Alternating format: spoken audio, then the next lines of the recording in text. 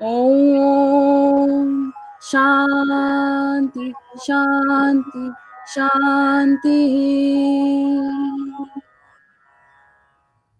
Thank you. Om. May we be protected. May we both be nourished. May we work together with great energy. May our intellect be sharpened. Let there be no animosity amongst the teacher and the taught. Om. Peace in me, peace in nature, peace in divine forces. Thank you. Thank you, Prachiti. So, before beginning our session, a gentle reminder to all the attendees. Kindly switch off your video camera. This is for our Google Meet people and microphone during the webinar session. You can write your questions during the session in the chat box. This is a request to all of you. And live questions will be taken up after the panelists have finished speaking. You can mail your valuable suggestions or feedback to vscjnu@gmail.com. With this, now I would request Divya to kindly introduce the speaker and today's topic and chair this session. Divya, over to you, please.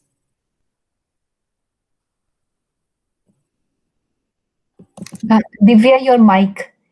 You need to unmute yourself. Yeah. Thank you. Sorry. Thank you, Elka. I will begin by sharing a description of JNU, Swami Vivekananda Circle at JNU. Then I will share the bio of our speaker today, Swami Shuddhidananda.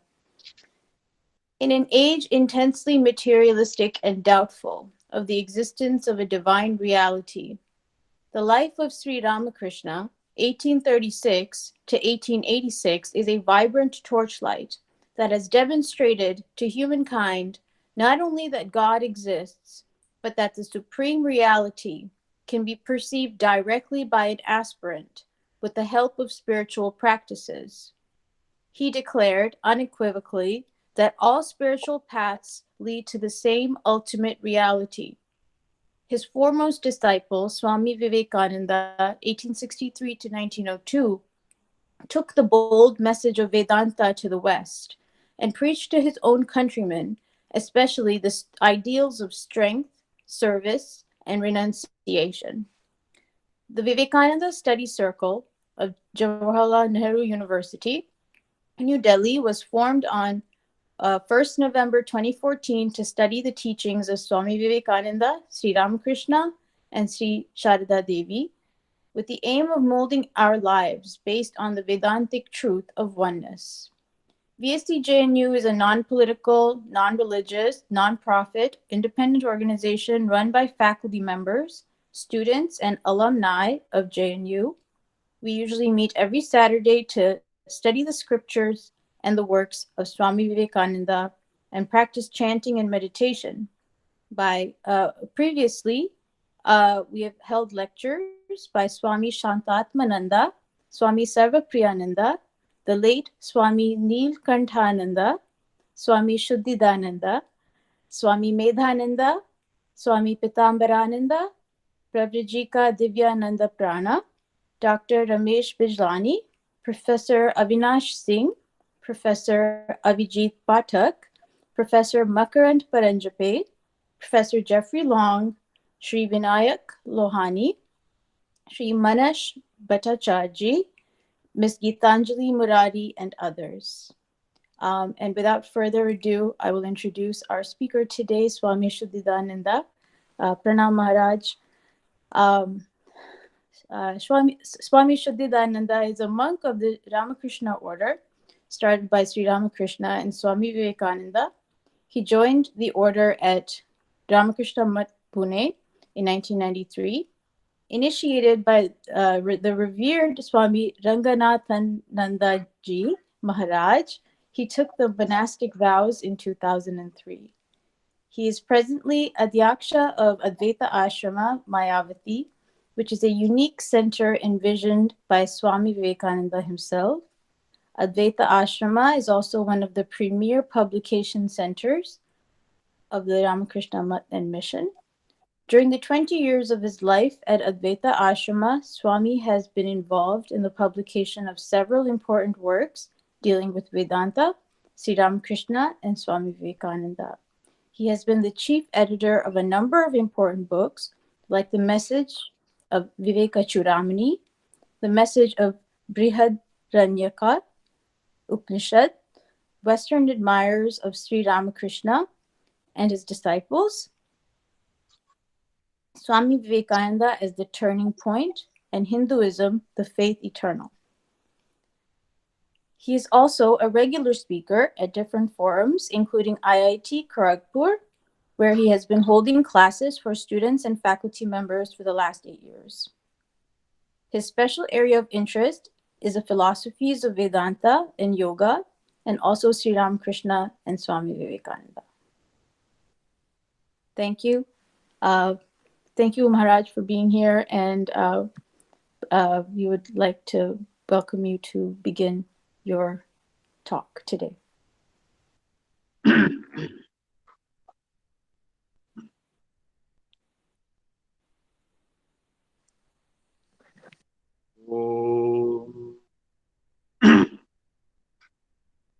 Ratmanamekam jagatbijamatyam Niriham nirakaram onkaravedyam Yato jayate palyate yena vishvam Tamisham bhaje liyate yatra vishvam Om Om Om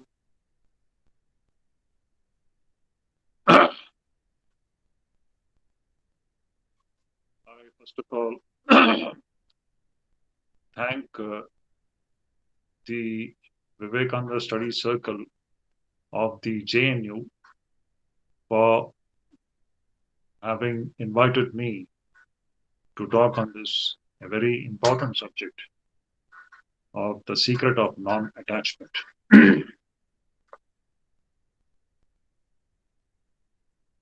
So on the surface, this subject seems to be something which has been discussed by many wise people in the past. And truly speaking, this is the central theme of the whole of the Sanatana Dharma scriptures. And we shall see how it is so. See, when we talk about non-attachment, before we enter into the subject of non-attachment, let us start with a very important teaching which Sri Shankaracharya gives in his Viveka Chudamani. You see, this non-attachment, to understand it in its proper sense, we have to go to the roots of this whole issue. Sri Shankara, in his Vivek Chudamani, right in the beginning, he makes a very beautiful statement. He says, Jantunam nara janma durlabham.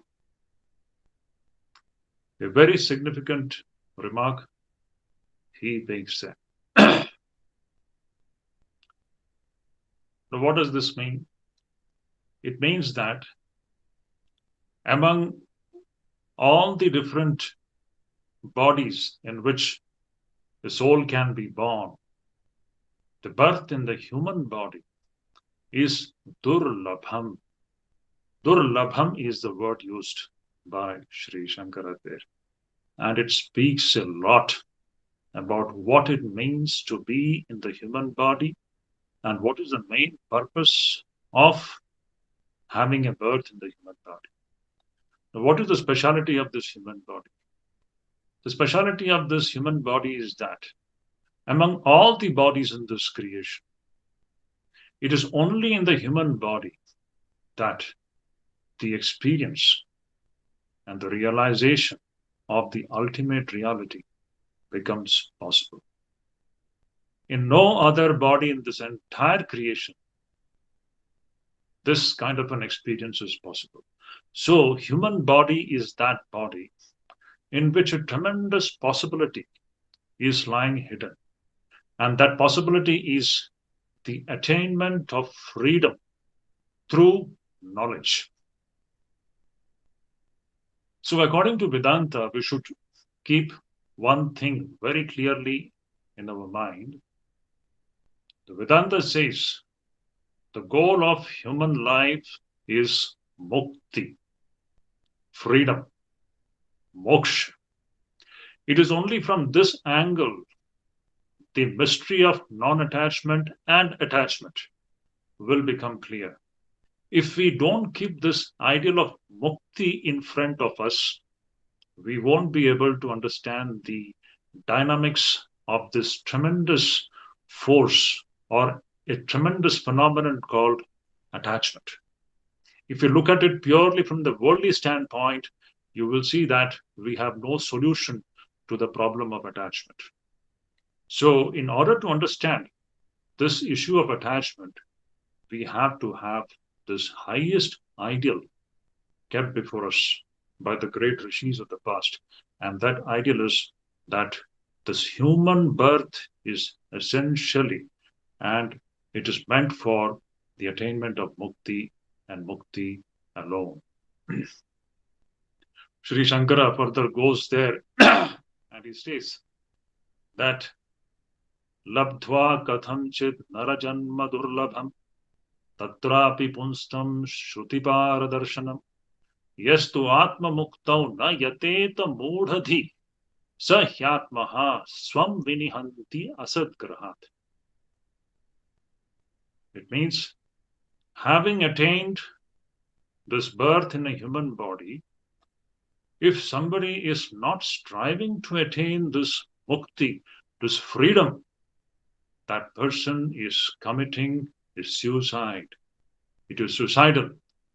Kenopanishad says that if this great attainment is made while living in this body, that's a big achievement. And if this attainment is not made, that is going to lead to great destruction. These are the words of Kenopanishad. So we have to understand that essentially the human birth is meant for the attainment of mukti. Now, what is the way to attain this mukti? The way to attain this mukti is through yoga, a beautiful word. Yoga essentially in Sanskrit means union with that ultimate reality. But in Bhagavad Gita, this yoga word has also been described in a slightly different manner. And that's a very beautiful description, a definition of yoga, which we find in the Bhagavad Gita, where Krishna says, Tam vidya dukkha sanyoga yoga, dukkha sanyoga viyoga samyitam. That is yoga. What is that?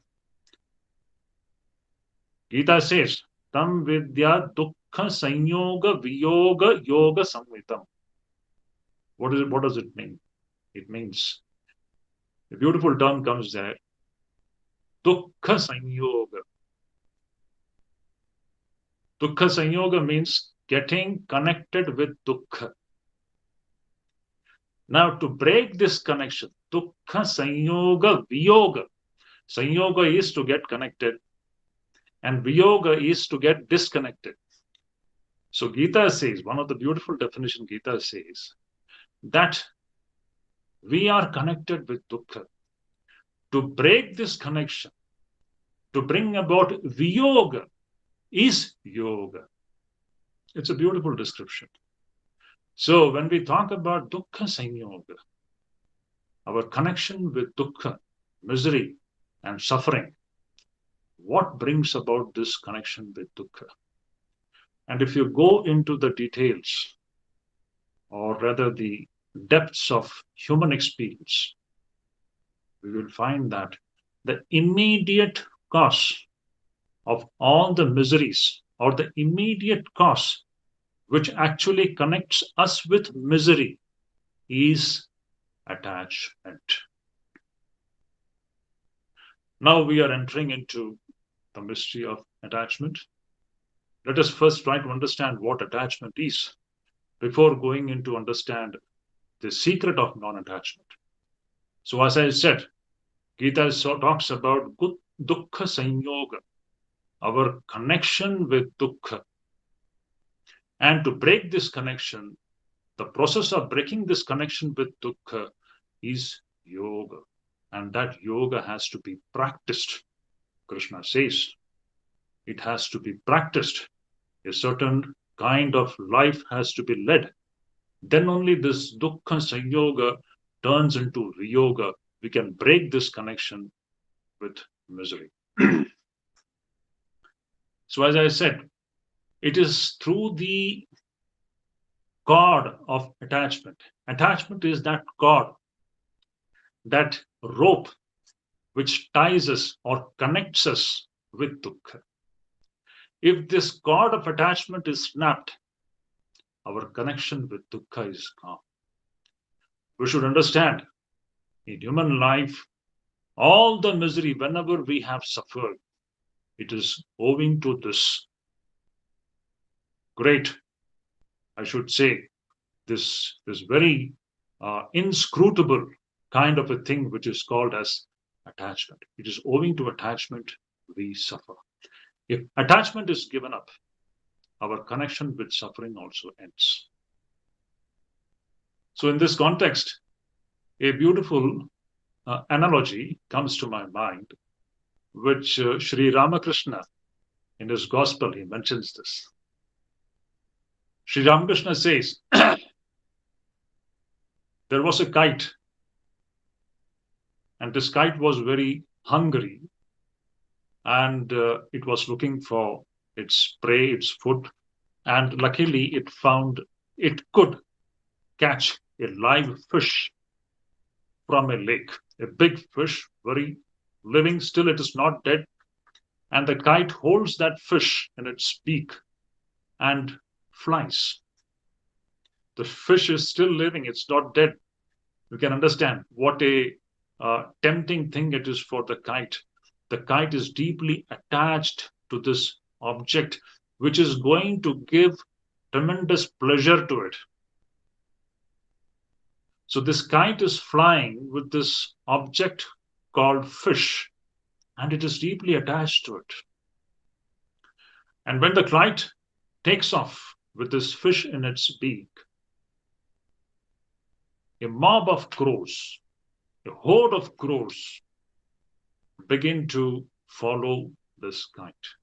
And you know how crows, how nagging and how troublesome it can be. We have seen, often we see. So this mob of crows we find chasing this kite. In whichever direction this kite is trying to escape, this mob of crows, this horde of crows, follows it and makes it miserable.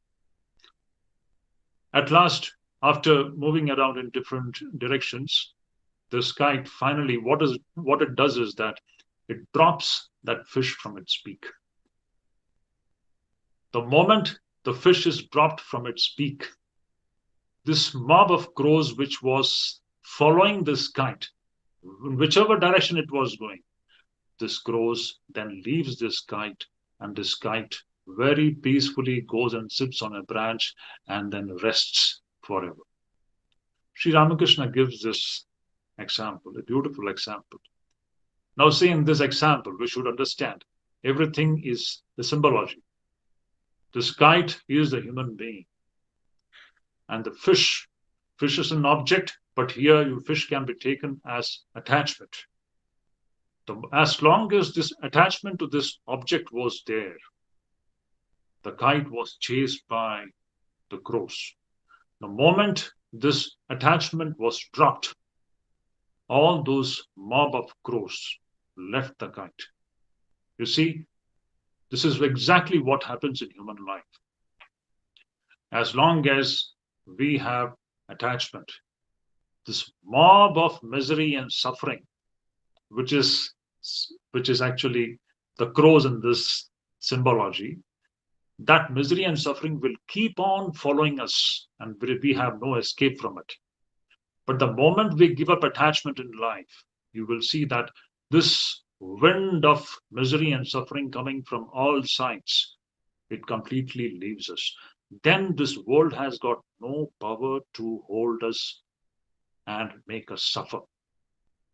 It is through this attachment that this world which we are experiencing, again I repeat, it is through attachment that this world which we are experiencing has got the power to influence us and make us miserable. If we don't have this attachment, this world has got no power to make the person miserable and suffer. So this is the connection between human suffering and attachment. So the immediate cause of human suffering, we may say, is attachment. Again, I repeat, the immediate cause of human suffering can be said to be attachment. But the root cause, from where does this attachment spring? That is the important point. What is that root cause? Unless we go to the root, this attachment cannot be uprooted. So there is a need for us to go to the roots. So what is the root? What is this genesis of this phenomenon called attachment? Let us try to understand that. You see, in Vedanta comes a very beautiful picturization of our state of existence. And one of the beautiful depictions of our state of existence as we are is found in Sri Shankaracharya's magnanimous piece of writing, which is known as Adhyaksh, which tells us precisely how we have come to be in a state in which we find ourselves to be. There he states, of course, this is all based upon the main principles of the Upanishad, but Sri Shankara has put it so succinctly, so clearly, that it is simply brilliant. There are two things. If we just examine ourselves and the world which we are experiencing, we should understand there are two things. One is Chaitanya. Now, Chaitanya is just a word. Though we are that, we are presently not experiencing it. That is one thing. Chaitanya is also called as Atman or Brahman. These are the words all of you must be familiar with. This Chaitanya or consciousness, we can say, these are all terms, English terms, terms which are somewhat proximate to what exactly it means. English terms are always not sufficient, or it is not enough to express what exactly these Sanskrit terms connote. But still we have to, as this class is going on in English, we have to use these terms. So we can say it's consciousness. So on one side, we have this pure consciousness with this Chaitanya, which is known as Atman. And the other side, we have Jada. Jada means that which is opposed to consciousness, which is matter, material, or that which is Anatma. So Chaitanya is the Atman and the Jada is the Anatma. Now, Shankaracharya says, or Vedanta says, Upanishad also says, that these two things, truly speaking, they can never mix up. They can never mingle. The Chaitanya can never become Jada, and the Jada can never become Chaitanya. But Sri Shankara very beautifully says, I'm not going into the detail of the Adhyasa Bhashya, but I'm just giving the outline. So though this Chaitanya and the Jada can never mix up, they cannot mix to become one entity, yet in our life, we find that this Chaitanya has started understanding itself to be Jada. It has mixed up with the Jada. Now, this is the predicament. The moment the Chaitanya begins to understand itself to be the Jada, what happens is that infinite Chaitanya, limitless, which is complete, which is Purna, that Purna Chaitanya, because of its association with Jada, it begins to think itself to be limited. This is the first outcome. The infinite Brahman appears to become a Jiva, what we are. So we are actually speaking Chit Jada Granthi, the mixture of Chaitanya and Jada.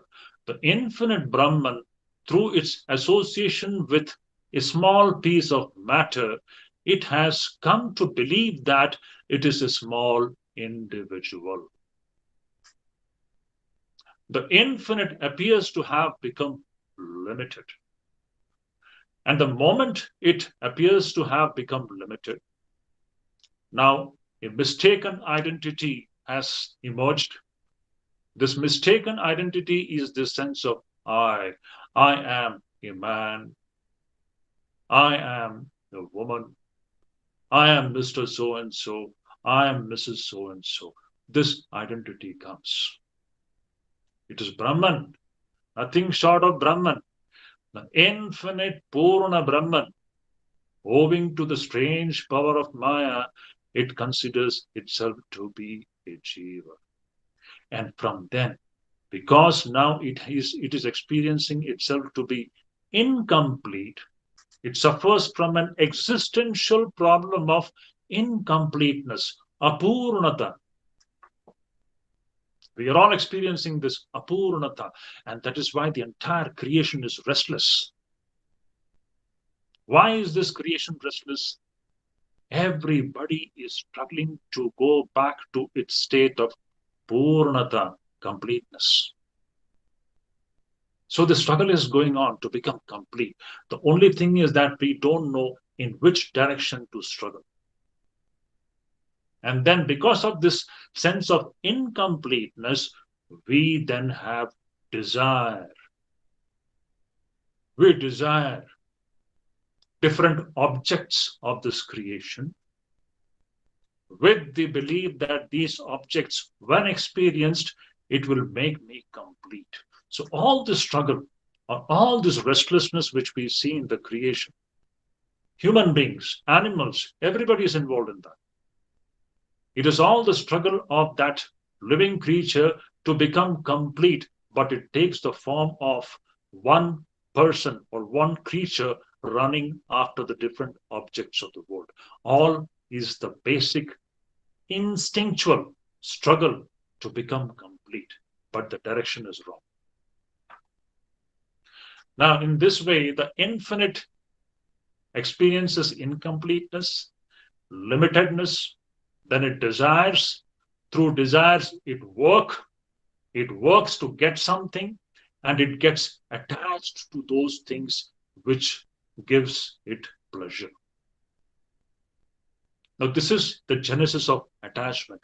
Attachment, the root of attachment lies in the mistaken identity of all of us.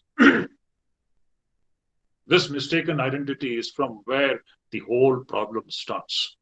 Vedanta puts it in a simple way. Avidya, kama, karma. The root is avidya, ignorance. Ignorance about one's own true nature, which causes one to feel that I am incomplete. And because of this incompleteness, we have desire. And because of desire, we begin to work. We begin to act with selfishness and with attachment. and we get bound and we become miserable. So this is the series of events which is happening in every jiva's life. Now let me give a small example in this case. Then it will become more clear perhaps. Just imagine there is an ocean, an infinite ocean. The ocean here stands for that Brahman, which is complete. Ocean is Purna.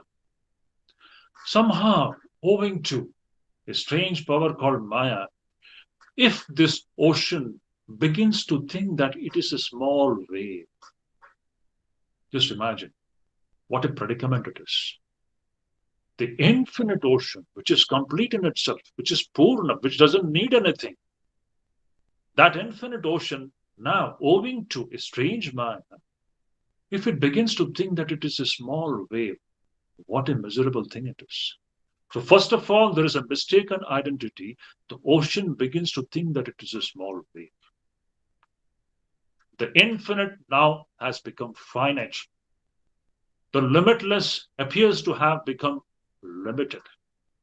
Now, once this ocean considers itself to be a small wave, now this small wave, taking itself to be really a small wave, begins to chase other waves. It wants to grab every other wave, thinking that by grabbing and clinging to the other waves, it will become complete. And this grabbing, this selfish grabbing, and this selfish clinging, this selfish striving to possess the other waves, this is what takes the form of attachment. But this is the miserable state in which that ocean exists in this Vyavaharika world. So this is precisely what happens with all of us. Now, you see how the genesis of this attachment is in a mistaken identity. We do not know what is our true identity. From there starts this whole series of different events, which finally comes to this phenomenon called attachment, which connects us with misery. Another very important thing which we have to understand about attachment is that this attachment in our society, it camouflages as love. This is the most dangerous thing which happens in human society. Here I'm trying to compare these two things. Let us try to understand the difference between love and attachment. It is this attachment which insinuates itself as love in human society. In human society, Swami Vivekananda, in his complete works, he says very harsh words he uses there in one of his talks. I cannot recollect the exact wordings, but the words are very harsh. He says 99% of the human beings, they are all moved by the force of attachment. Where is love? Where is love? It's all attachment. But it appears to be love. I will make this point more clear. What is love and what is attachment? You see, love is the sense of oneness. Love is the sense of oneness with all, without selfish clinging to anything.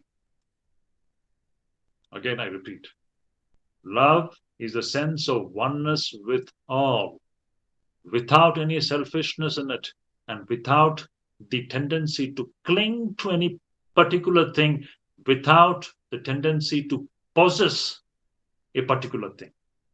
It is a sense of oneness with all. This all includes everything, not only human beings, even the animals, all the creatures, all the inanimate objects as well, the entire creation. Again, I repeat this point because it's very vital. Actually speaking, love, what is love, cannot be defined. It cannot be described. It cannot be put in words, because love means the ultimate reality. And the ultimate reality and love, they are two sides of the same coin. Just like Brahman is indescribable, love is also indescribable. It can be experienced, but to describe it, to put it in words, is impossible.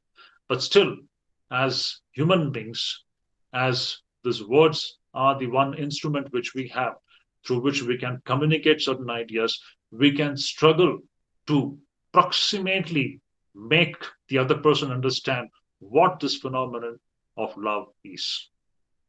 Again, I repeat, love is the sense of oneness with all, with absolutely no place for selfishness, clinging, and a sense of possessiveness to a particular thing.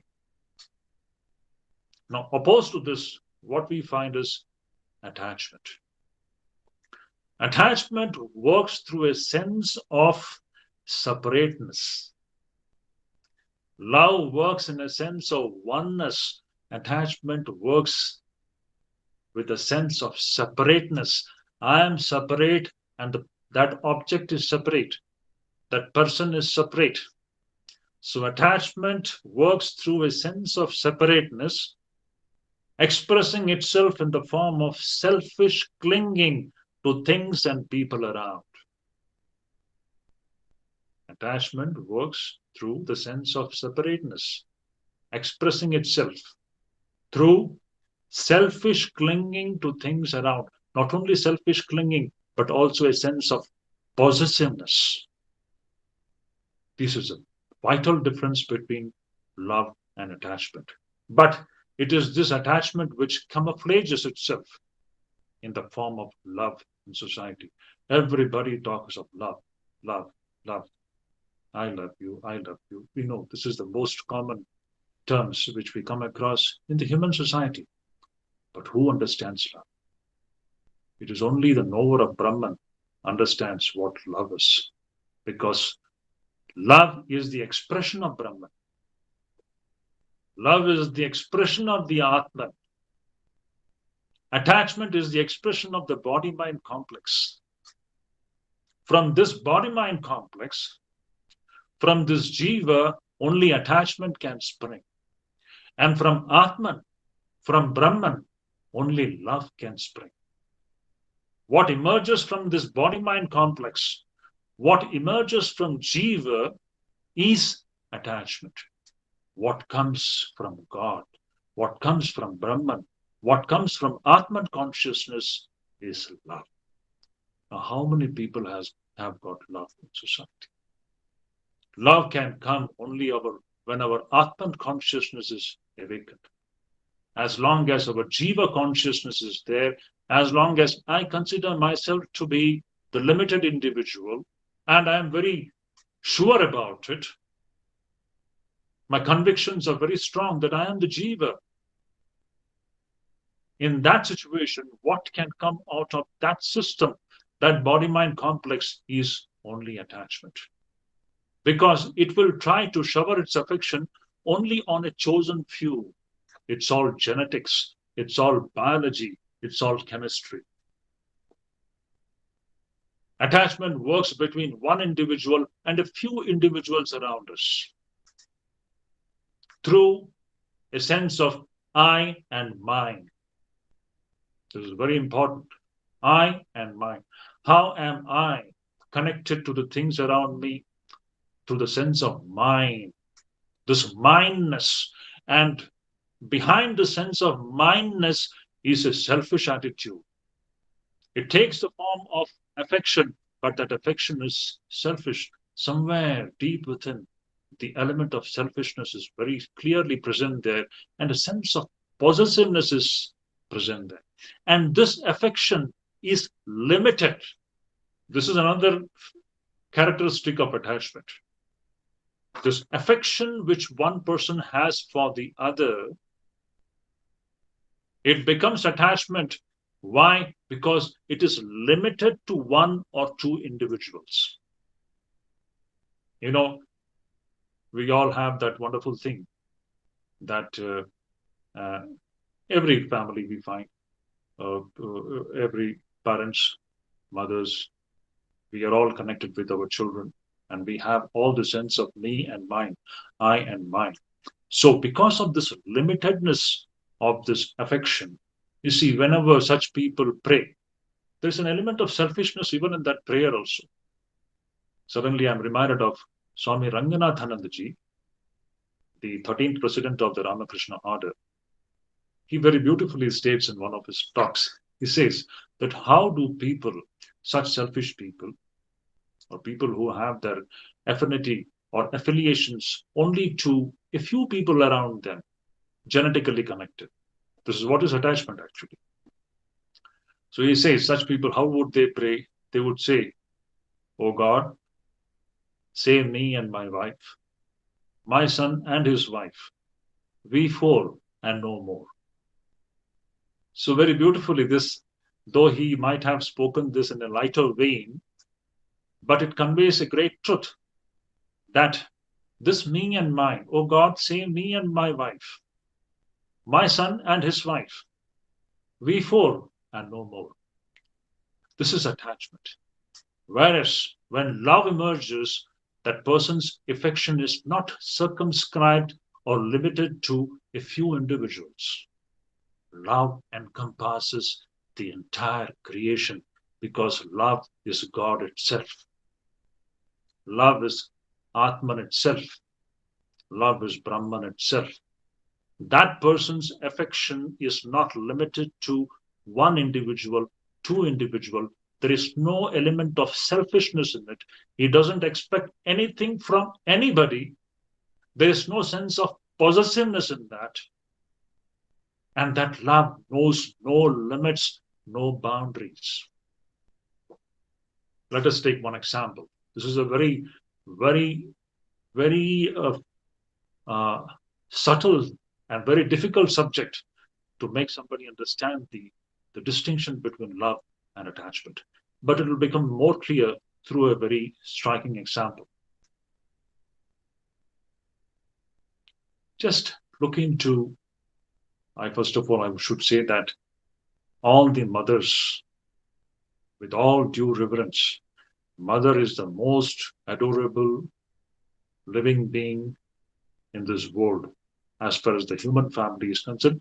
All the creatures are concerned. Mother is the most adorable being. We all know that.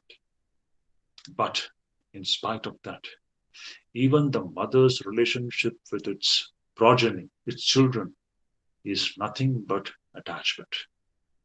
It will be slightly hurting and offensive for us to hear this, but this is a plain fact. Now, this will become clear if I give an example. What is the difference between the ordinary mother, which, not only mother actually, mother, father, I include everybody. It's not the question of only being mother, but mother I am taking because mother is the most adorable, worshipable living being in our lives. We all know that. But seen from the higher standpoint, even that affection is actually nothing but attachment. It is genetic. How? You see, what is the difference between the affection which we find in a mother in this world and the mother whom we call Shri Sharada Devi, the Holy Mother? Do we find any difference between Sharada Devi's affection? She is also mother, not genetically, but she is the mother of all. Do the ordinary mothers in the world have that kind of affection which Sharada Devi had? You see, Sharada Devi's love or affection, Sharada Devi's love is the true love. In other cases, in the ordinary mothers and fathers, what goes out of them, the affection, is actually speaking is an attachment. How? the affection coming from the so-called mothers and fathers and other husbands and wives and everything, you can include everything, all these relationships, in that affection is limited to a few beings around us who are related to us genetically. Our affection doesn't cross the boundaries of our genetic relationship. Number one. Number two, there is an element of selfishness in it. How much ever we may try to deny it, but there is a subtle element of selfishness even in the relationship between mother and child. This none can deny. Then there is a sense of possessiveness. Then this affection is limited. These are the characteristics of attachment. Whereas, what do we find in Sri Sharada Devi's life, Holy Mother's life? Her affection, is it limited? No. She showers all her affection on anybody who comes close to her, but is her affection limited to that person? No. Secondly, does she expect anything in return for the affection which she showers on that human being? Absolutely no selfishness. Number three, is there any sense of possessiveness about that object on which she is showering her affection? Any sense of possessiveness? No. This love, where there is no sense of possessiveness, there is no element of selfishness, there is no limits to its range. This affection is love.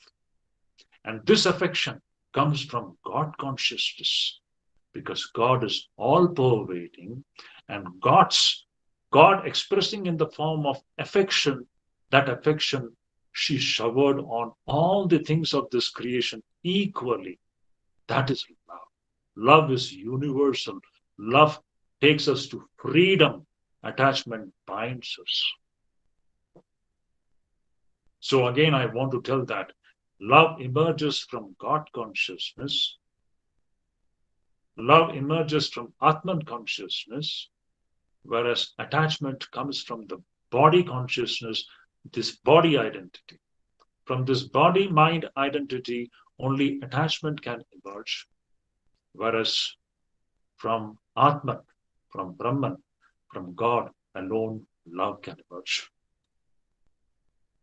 Now, these are some of the very intricate points which we have discussed till now. Now,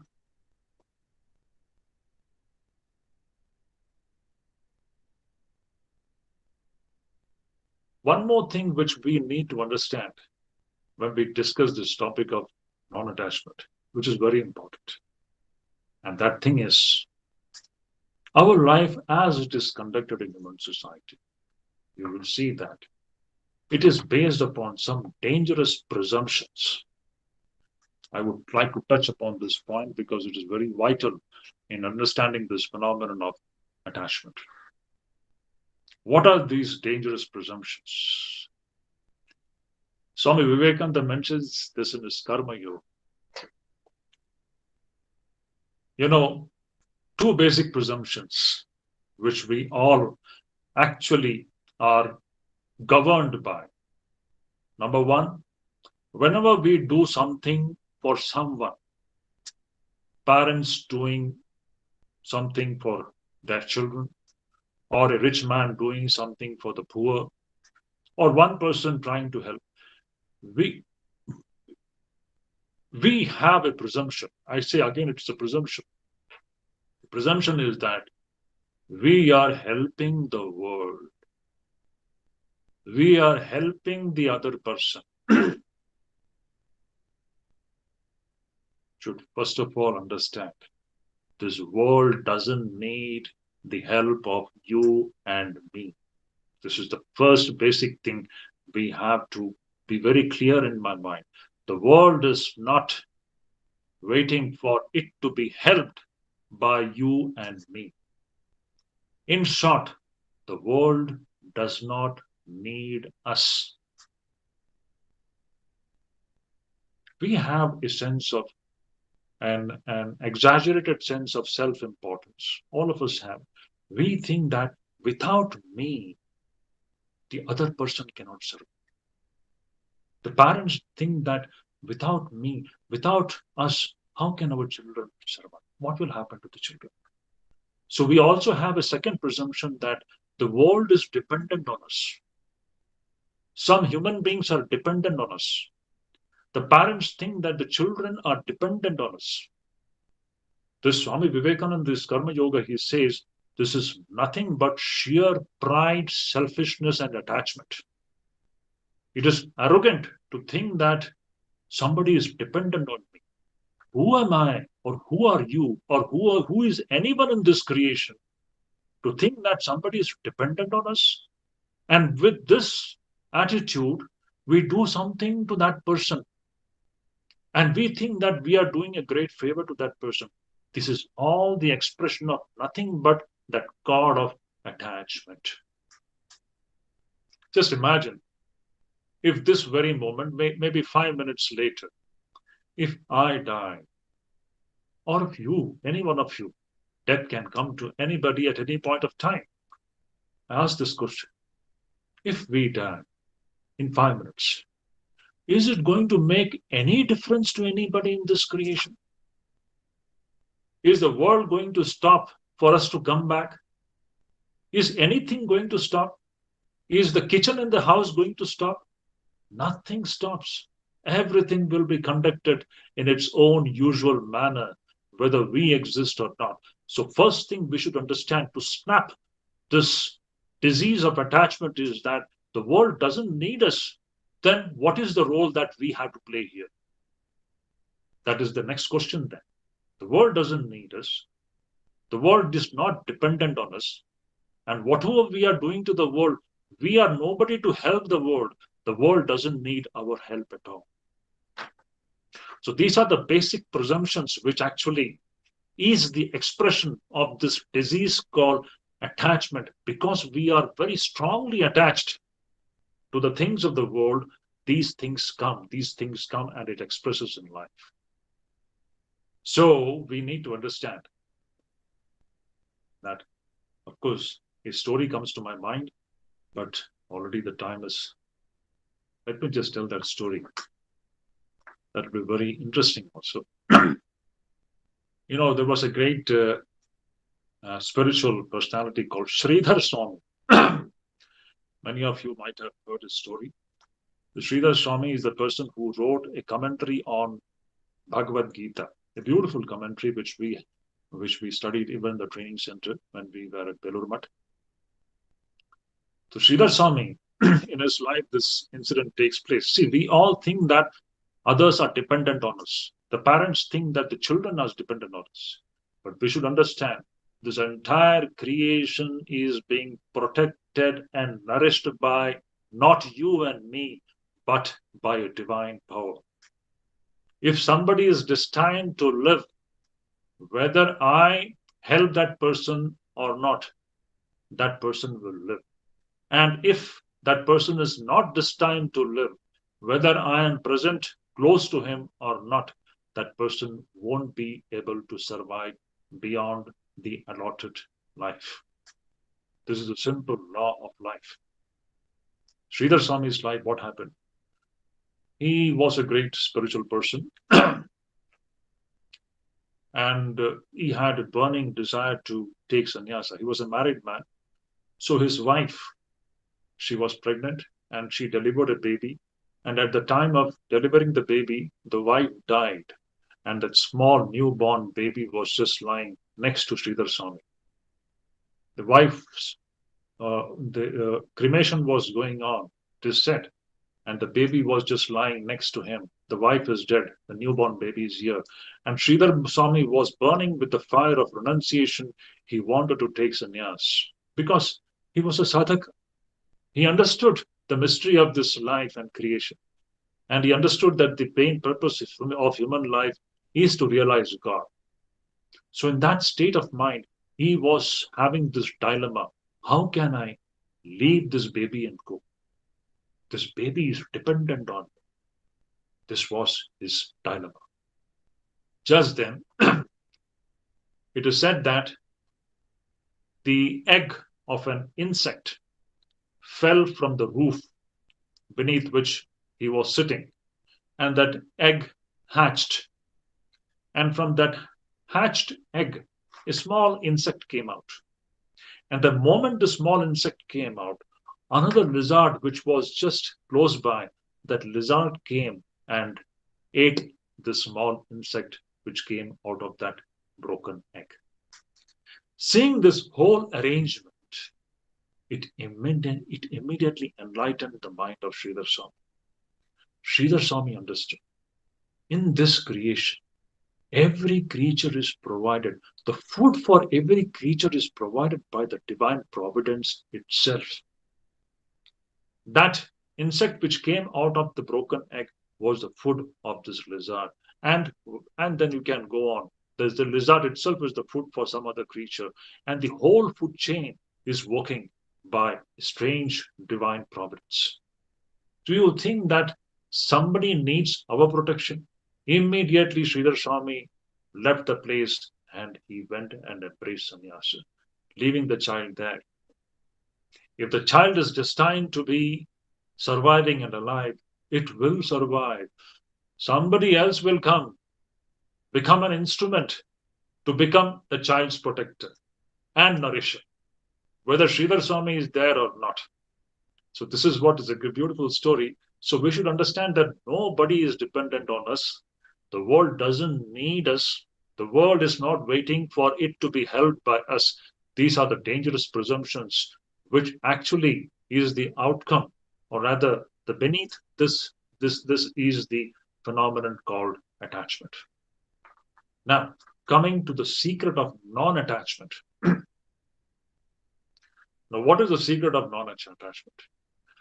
As I said before, the root of this problem of attachment is our mistaken identity that I am so and so, Mr. So and so, or Mrs. So and so. So the root of this problem of attachment is ignorance. We have to do away with this ignorance and we have to gain self-knowledge. So Gyan or knowledge is the one way to overcome this problem of attachment or to attain non-attachment.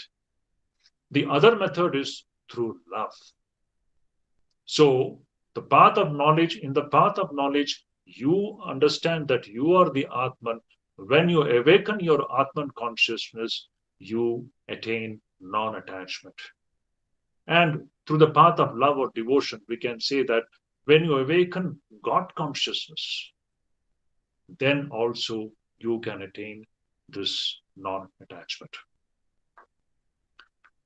As I said before, our attitude behind the work, when we do something for somebody, when the parents are doing something for the children, when husband is doing something for the wife, if the attitude is that the wife is dependent on me and I am helping the wife, these are all wrong attitudes. These are all the outcome of nothing but attachment. So what should be the right attitude? The right attitude is the attitude of worship. Swami Vivekananda says, when we bring in the attitude of worship, why worship? If you just look at it from the highest reality, everybody is nothing but Brahman. Everybody is nothing but Atman. Everybody is nothing but one with God. The wife is also one with God. The children are one with God.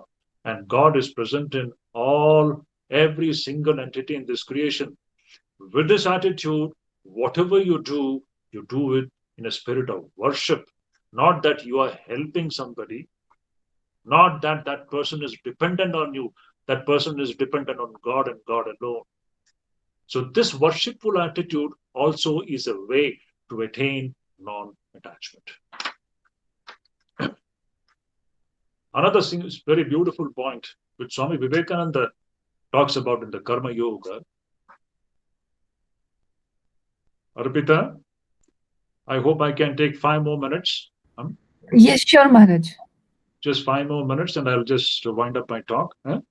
Yes, Maharaj. Yes. So Swami Vivekananda in his Karma Yoga says the secret of non-attachment is complete self-abnegation. What does this complete self-abnegation mean? This complete wiping out of this small individuality. As I said, it is from the small individuality that attachment springs. The small individuality, the small sense of I, this I has to be completely wiped out. That is the secret of non-attachment. So complete self-abnegation. So that self-abnegation can come when we have this attitude of worship towards everything. When you worship, worshipfully when you act, you totally forget yourself. This forgetting your small identity is the way to overcome the problem of attachment. Then you can attain non-attachment. It is through attachment that the world binds us. Again, I repeat, it is through attachment. It is through the cord of attachment. At the beginning of this class, I said, attachment is that cord which ties us down to the world, and the world rules us. Who is free here? Nobody is free. The richest man in this world and the poorest man sleeping on the street.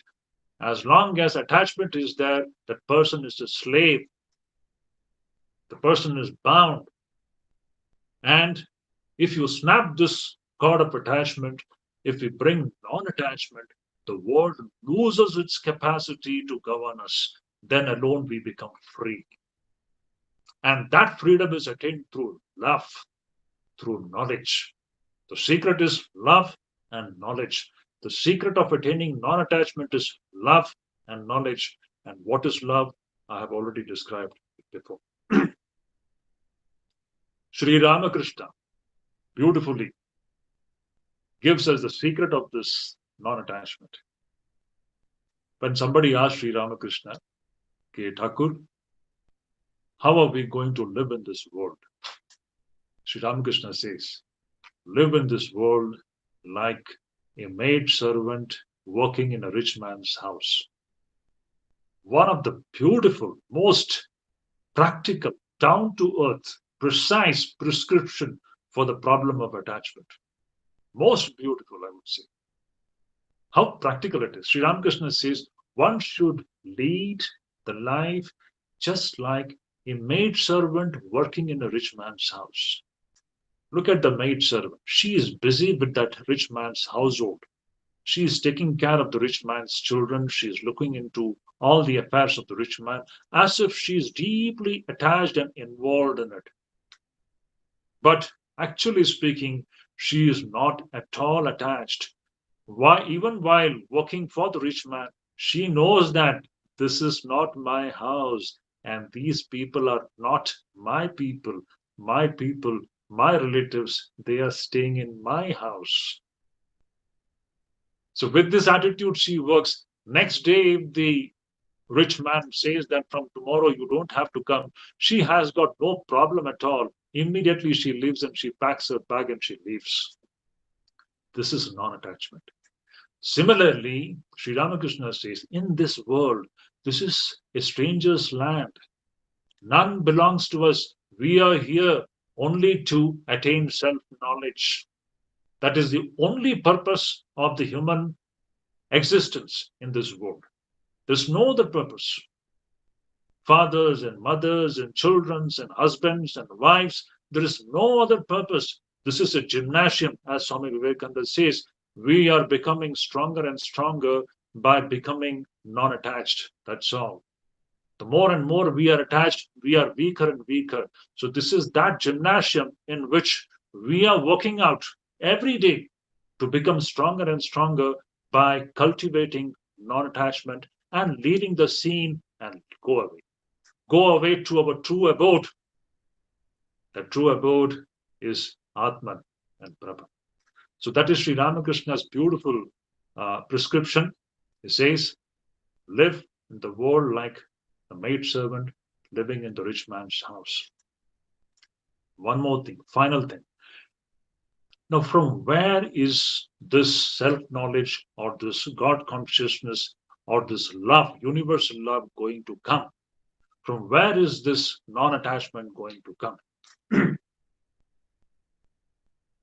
Shri Shankaracharya makes a beautiful observation.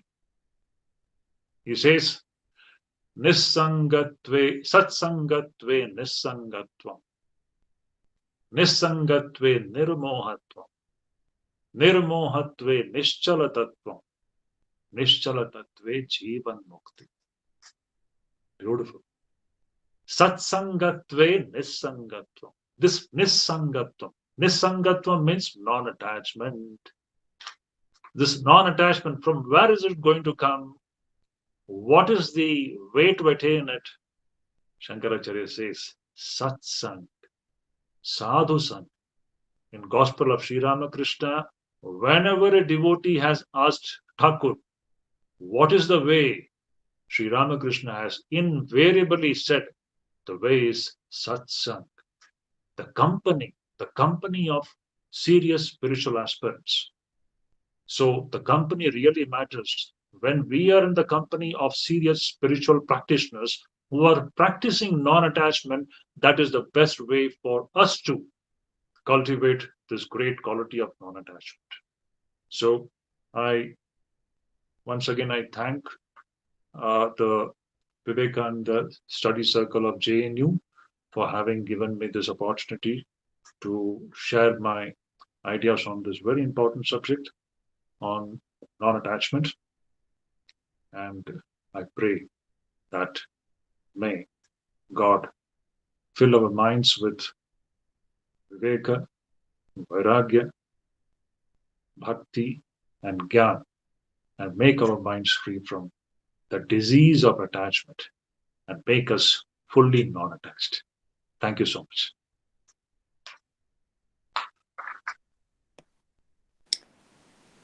Thank you, Maharaj. We do have a few questions, if I might pose them to you. Yes.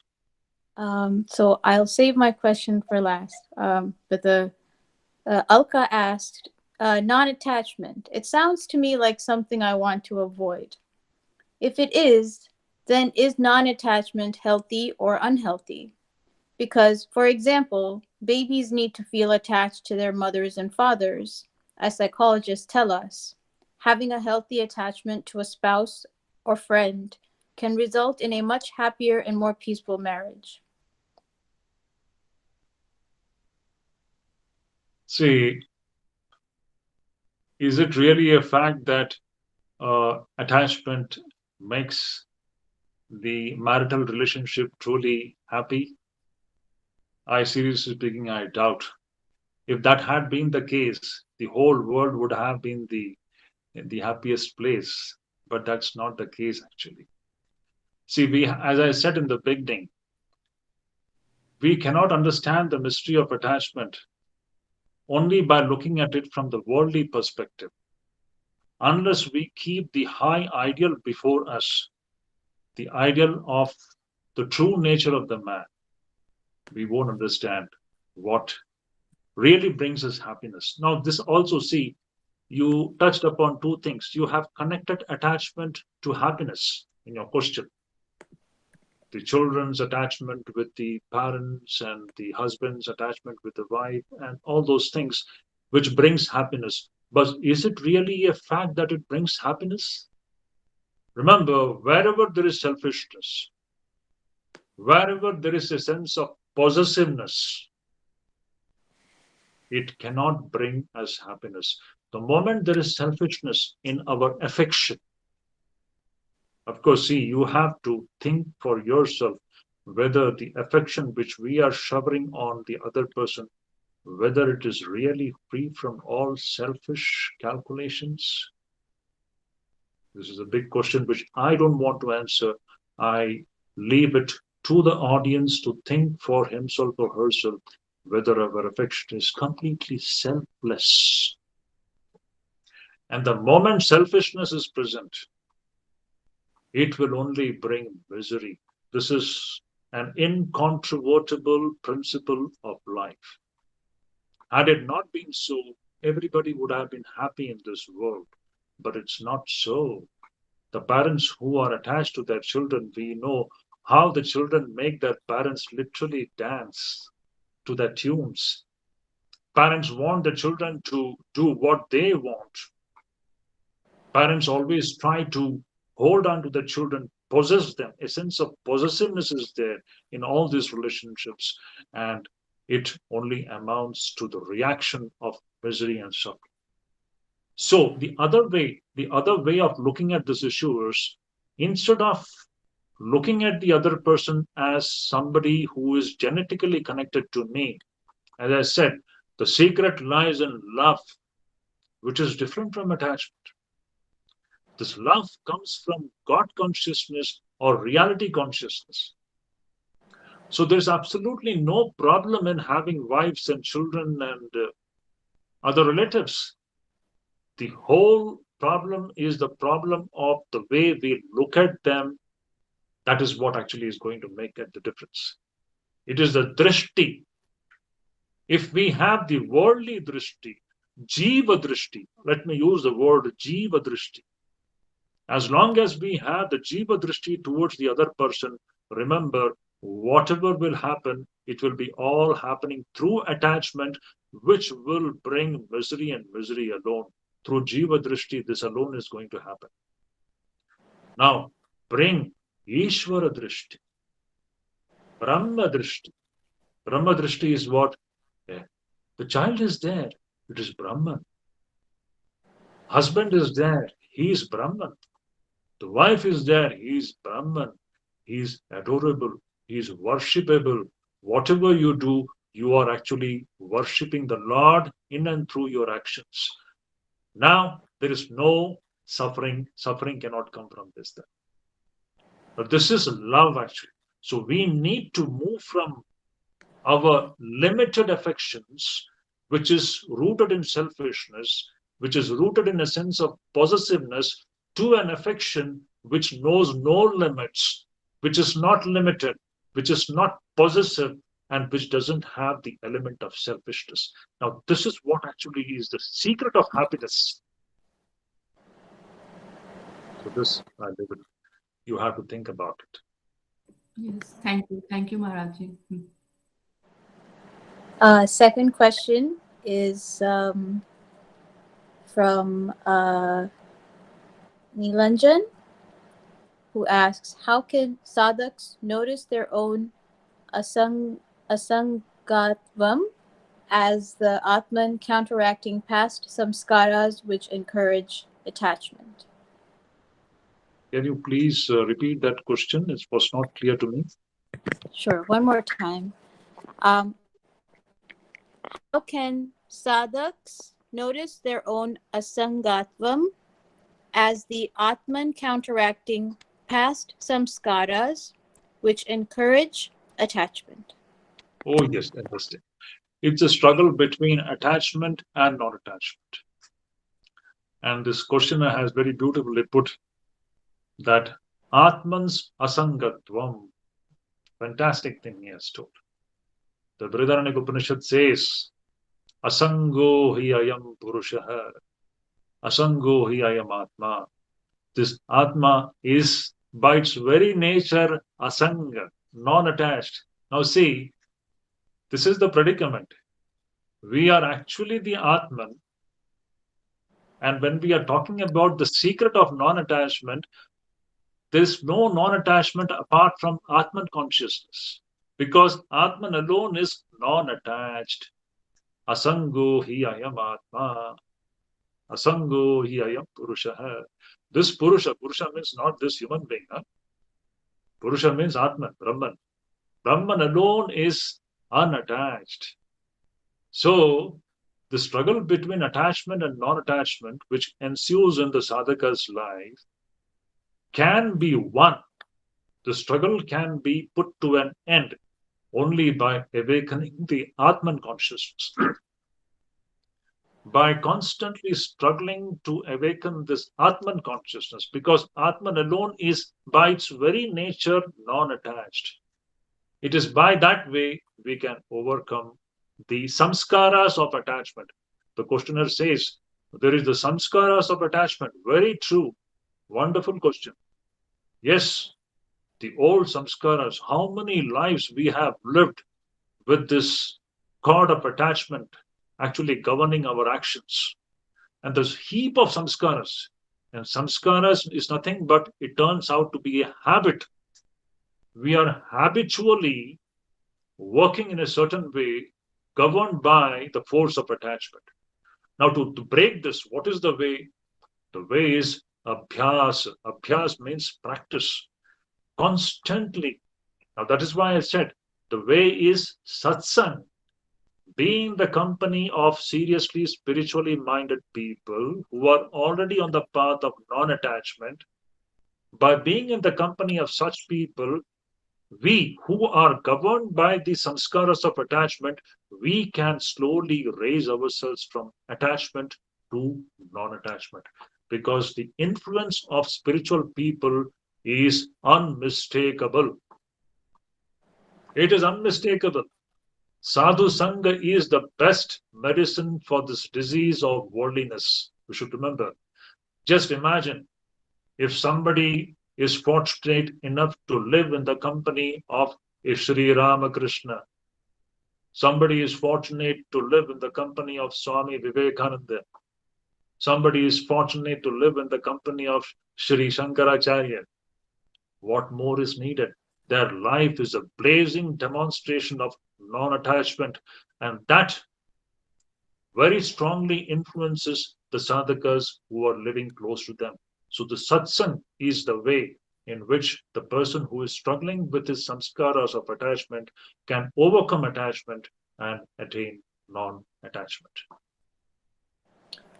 Forgive me, that was from, the question was from Srinivas Yuvan. Next question is from Arpita. At the beginning, you said, Maharaj, that so long as we are worldly, non-attachment will not be possible. So, can we define non-attachment as attachment to God? Yes, non attachment is attachment to God. That's true. No, I would not say non attachment is attachment to God. Yes, it's a way of putting it. Rather, I would say God and non attachment are the two sides of the same coin. Atman, you say God or you say Atman or you say Brahman, doesn't matter. It is the same reality. What I want to say is that complete ultimate reality and non attachment, they go together. So, while leading our life, our whole struggle to overcome attachment can become successful by awakening our God consciousness, because God consciousness and non attachment are the two names of the same thing. Because God alone is non attached, Atman alone is non attached, Brahman alone is non attached. So when we awaken the Brahman consciousness or God consciousness, that is the way to overcome the problem of attachment. Again, I say, see, try to understand attachment springs from the individual consciousness, the Jiva consciousness. So we have to overcome this Jiva consciousness and realize our Brahman consciousness.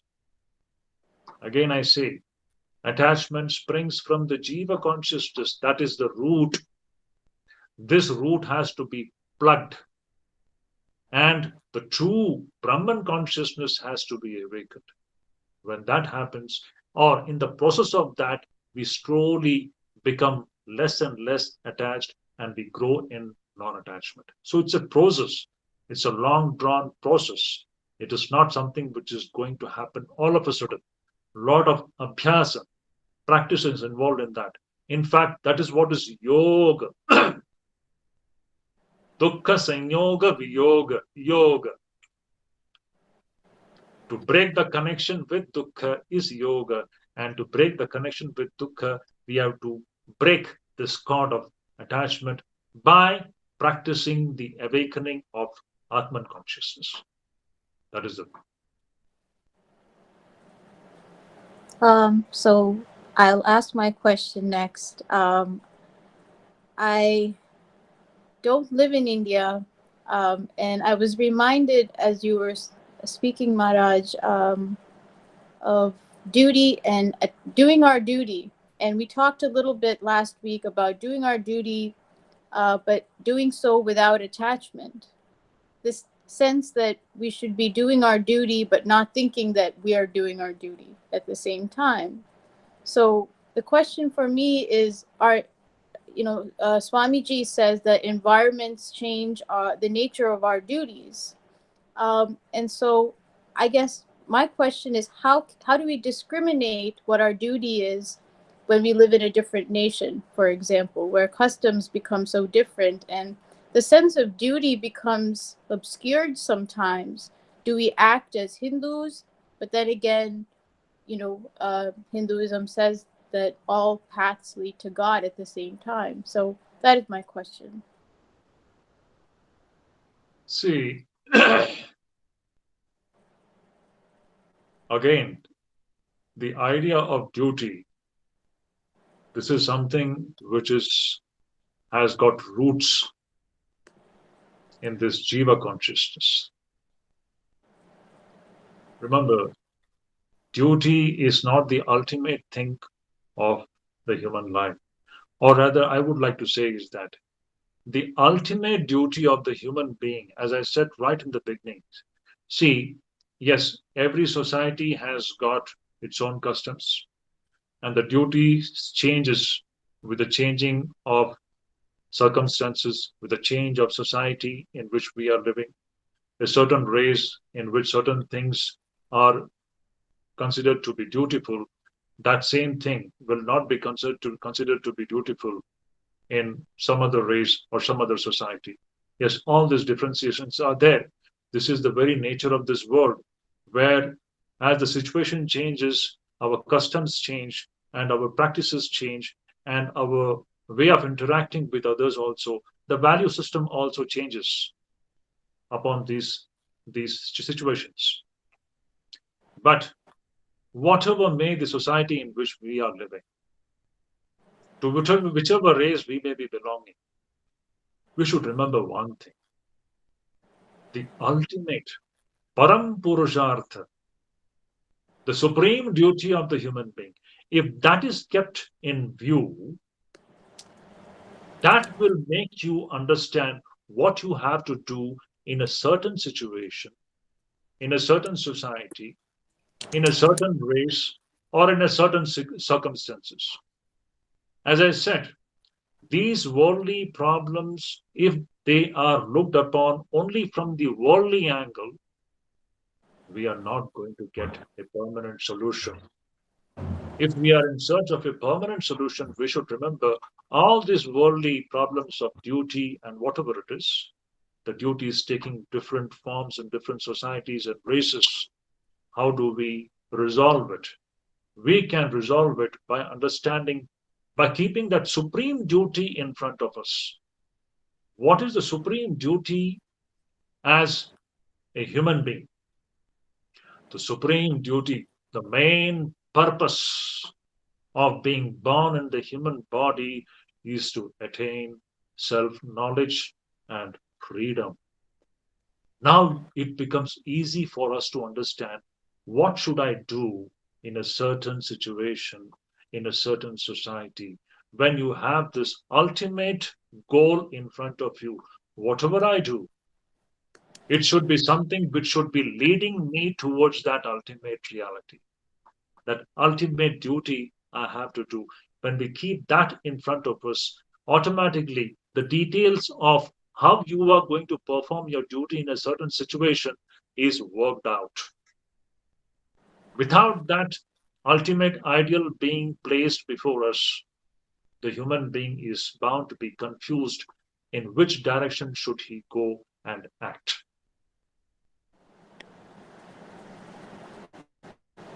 Okay. Thank you, Maharaj. But we have two more questions that just came up. Um, Nilanjan Mitra asks, isn't attachment among jiva an expression of love of Chaitanya at a very minute scale? Is attachment to be called as premavasa? See, what happens at the jiva, at the plane of jiva, it is attachment. But it appears to be love. But actually speaking, it is attachment. Because, again, I said the main criteria which I had pointed out earlier in my talk, what actually goes into the making of this phenomenon of attachment is there are 3-4 elements. It is only in the presence of these 3-4 elements it becomes attachment. Affection. We all have affection for certain people, certain things of the world. But if this affection is selfish, number one. Number two, if there is a sense of possessiveness on which this affection is being showered. Number three, if this affection is completely limited to one or two individuals or objects. This is attachment. I hope it makes sense and clear. And love is just the opposite of what this attachment is. All these three elements which I have spoken about will be absolutely absent in that affection which will become love. There will be no selfishness involved in that. There will be no sense of possessiveness in that. And that affection will know no limits and boundaries. It will concern the entire cosmos itself. That person is concerned with everybody, not with only one or two individuals. Our affection, which is limited to a few, that is the problem, nothing else. That is what is attachment. This very attachment, suppose, let us expand this attachment. I can put it in that way. See, presently, if I am attached, my affection is only for one person, say my child. I pour my heart's affection only on my child, my child, my child, my child. Now, if I expand this affection and slowly increase its boundaries, and slowly as I go on expanding in my affection, when the entire human race comes within the ken of my affection, that affection has turned into love. It is no more attachment. You understand? This is the thing. Love is universal. It embraces the entire creation itself. It is not limited to few things or a few human beings. Attachment is limited. It binds. It brings reactions. It is the cause of all misery and suffering. And love brings happiness. The true secret of happiness is love. Love which embraces this entire creation itself.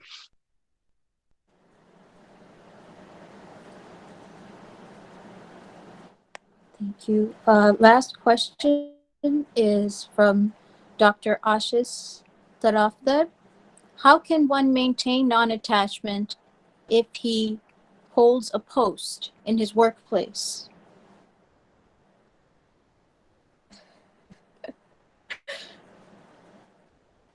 As I said,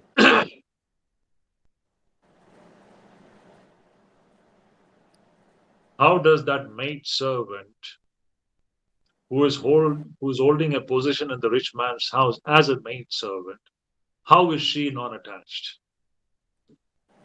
This is my answer to this person's question. That maid servant is also holding a position in that rich man's house.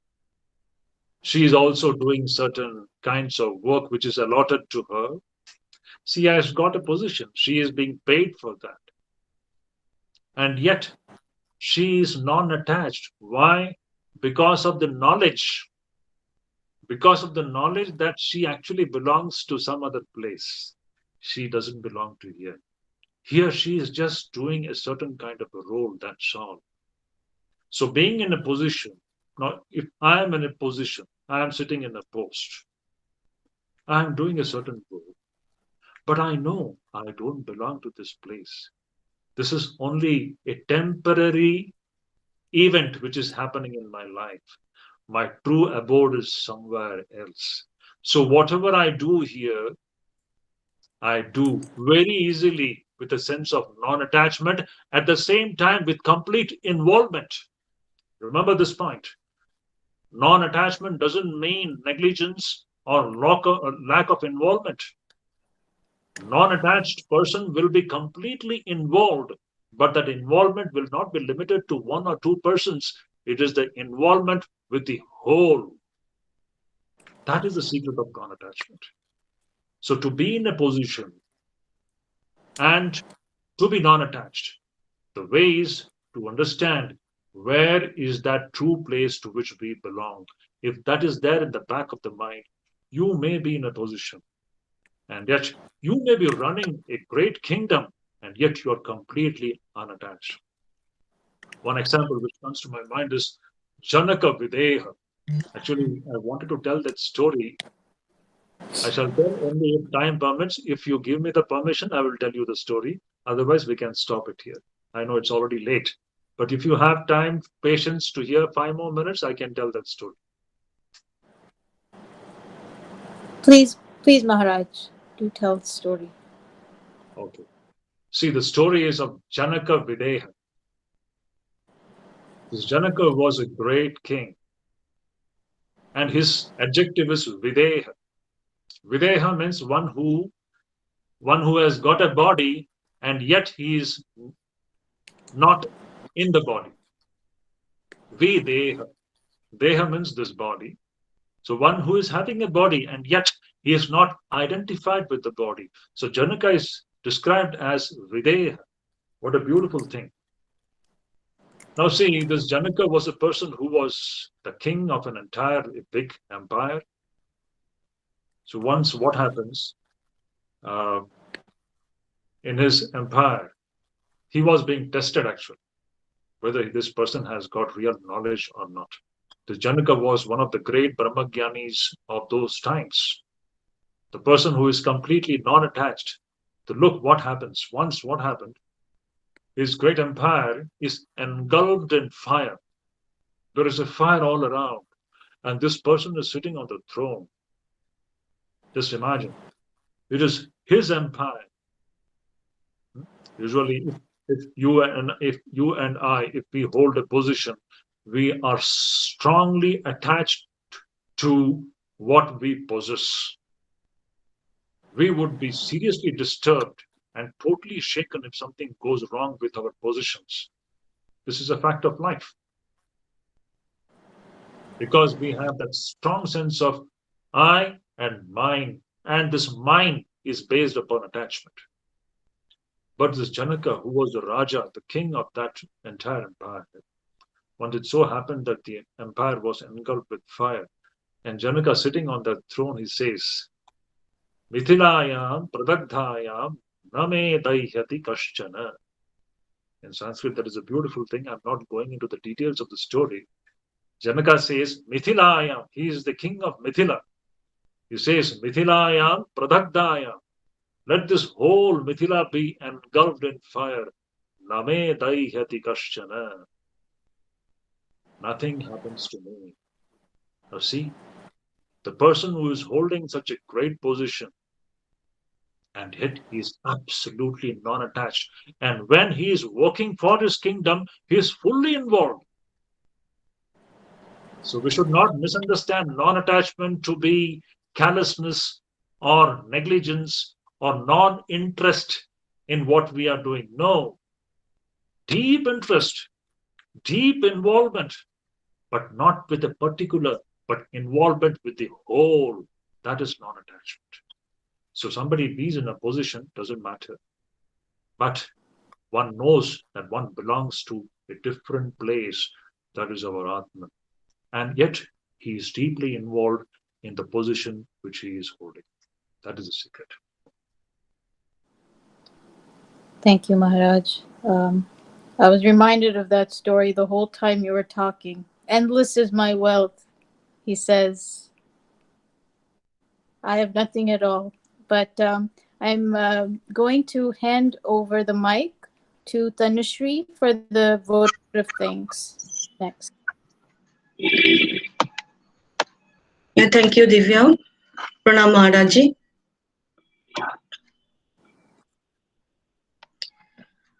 On behalf of VSC JNU, I extend my gratitude to our speaker, Swami Shuddhidananda ji, for enlightening us. We are deeply thankful, Swamiji, for taking out the time to deliver a talk.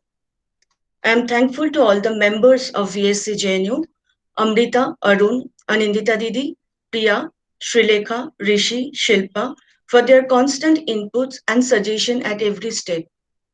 I extend my special thanks to Arpita Mitra for coordinating with the speaker and for her guidance, Alka for hosting the meeting, Prachi for chanting the Shanti Mantra, and Divya for conducting the talk. Their constant hard work has turned this day into a success.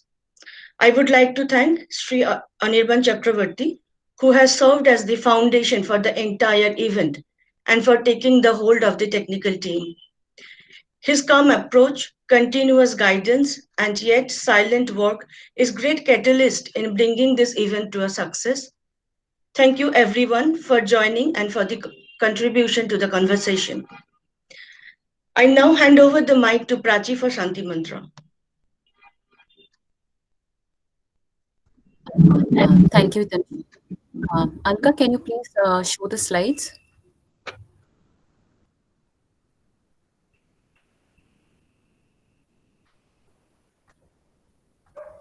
Alka, can anyone please show the slides?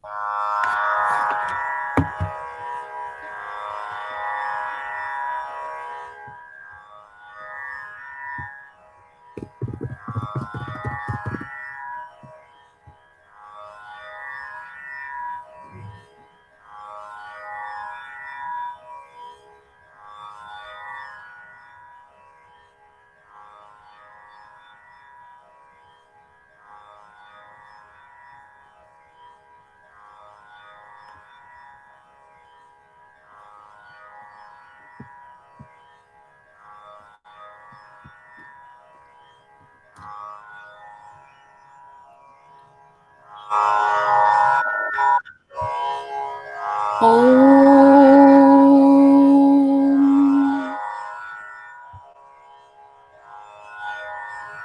Sarve Bhavantu Sukhinah Sarve Santu Niramayaha Sarve Bhadrani Pashyantu Ma Kaschit Dukh Bhag Bhave Om Shanti Shanti Shanti.